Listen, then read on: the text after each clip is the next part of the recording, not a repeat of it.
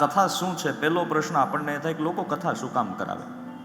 ઘણા લોકો અમને પ્રશ્ન કરે કે ભાગવત કથા કરવાથી પિતૃઓને મુક્તિ મળે, આ વાત સાચી?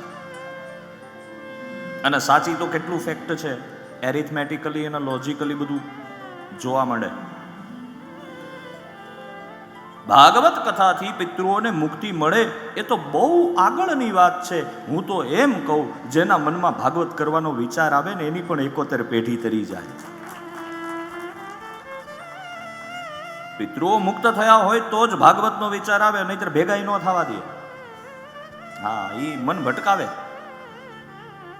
સંકલ્પ તોડાવે, સંકલ્પ વિકલ્પ થાય.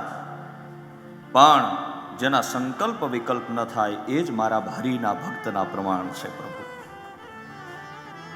પહેલી વાત મને તમને કહેવા દો, કથાને પહેલે દિવસે પહેલું તો તમે કોઈને માનો જ માં,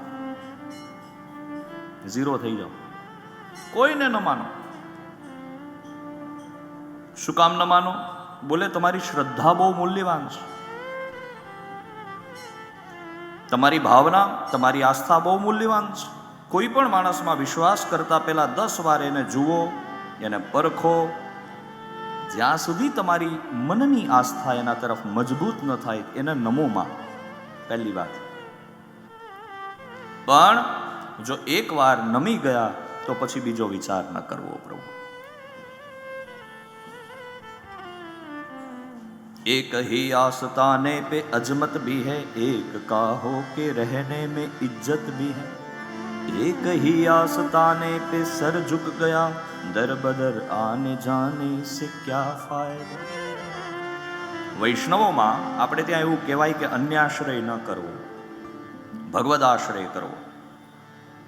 જેણે જેણે ભગવાનનો આશ્રય કર્યો એને જિંદગીમાં કંઈ ઘટ્યું નથી, અને જેણે આ જગતનો આશ્રય કર્યો એને કંઈ વધ્યું નથી.